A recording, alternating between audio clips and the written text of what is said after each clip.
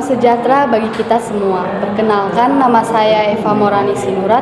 Saya dari program studi Teknik Elektro kelas C tahun 2020 dengan NIM 5233230037. Di video ini saya akan menjelaskan contoh komponen pasif dan komponen aktif dan beberapa fungsinya. Sebelum saya menjelaskan, saya berterima kasih kepada Pak Asmi selaku dosen pengantar teknik elektro dan teman-teman sekalian. Baik, yang pertama kita akan membahas yaitu tentang komponen aktif.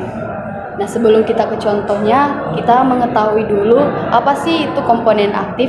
Nah, komponen aktif adalah komponen elektronika yang memerlukan arus eksternal untuk dapat beroperasi. Berikut ini adalah contoh komponen aktif yang umum digunakan. Nah, yang pertama itu transistor. Transistor adalah perangkat semikonduktor yang berfungsi sebagai penyearah, sebagai penguat tegangan, daya, dan sebagai stabilisasi tegangan. Nah, pada dasarnya transistor adalah komponen elektron yang terdiri dari 3 lapis semikonduktor dan 3 lapis terminal kaki. Terminal yang pertama yaitu terminal emitor yang dilambangkan dengan E. Kemudian yang kedua adalah terminal base atau terminal basis yang dilambangkan dengan B. Terus yang ketiga adalah terminal kolektor yang dilambangkan dengan C. Transistor sebenarnya merupakan gabungan dari sambungan 2 dioda.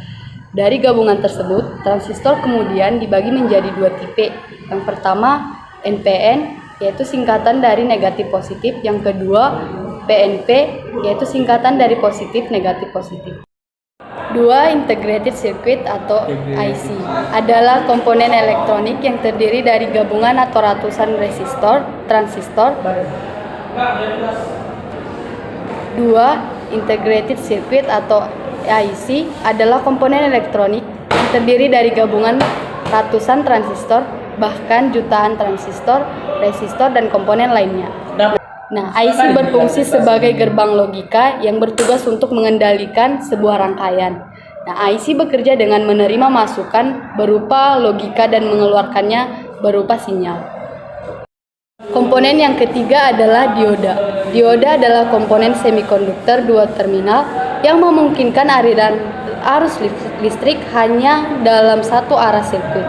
Nah, ini berarti dioda mengizinkan arus melewati dari satu terminal atau anode ke terminal yang lain atau katode, sementara menghambat arus sebaliknya. Nah, fungsi dioda adalah mengubah arus bolak-balik atau AC menjadi arus searah atau DC dengan menggunakan fungsi penyearah atau rectifier. Kemudian materi selanjutnya kita akan membahas tentang komponen pasif. Nah, sebelum ke contoh, kita harus mengetahui itu apa pengertian dari komponen pasif. Nah, komponen pasif adalah komponen elektronik yang tidak memiliki kemampuan untuk menguat sinyal listrik. Nah, mereka tidak memerlukan suplai energi atau eksternal energi untuk beroperasi. Nah, beberapa contoh dari komponen pasif yang biasa atau umum digunakan.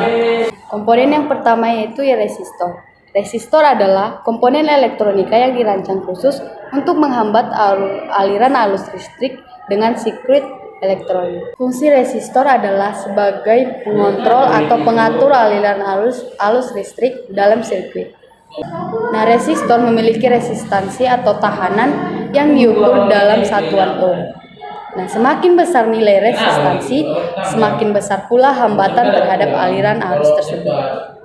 Kedua adalah kapasitor. Kapasitor adalah komponen elektronik yang digunakan untuk menyimpan energi listrik dalam bentuk medan elektrostatik antara 2 plat yang konduktif. Kapasitor bekerja dengan prinsip penyimpanan muatan listrik di antara 2 plat konduktif yang dipisahkan oleh bahan elektrik.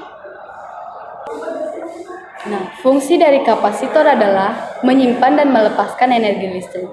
Kapasitor bekerja berdasarkan prinsip penyimpanan muatan listrik di antara 2 plat konduktif yang dipisahkan oleh bahan dielektrik. Komponen yang ketiga adalah transformator atau trafo, adalah perangkat listrik yang digunakan untuk mengubah tegangan dan arus listrik dari satu tingkat ke tingkat yang lain tanpa mengubah frekuensi sumber daya. Fungsi dari transformator adalah mengubah tingkat tegangan dan arus listrik. Transformator memiliki 2 gulungan kumparan yang saling terisolasi dan terpasang pada inti besi. Nah, demikian penjelasan dari saya. Semoga yang saya jelaskan dapat bermanfaat bagi kita semua. Sekian dan terima kasih.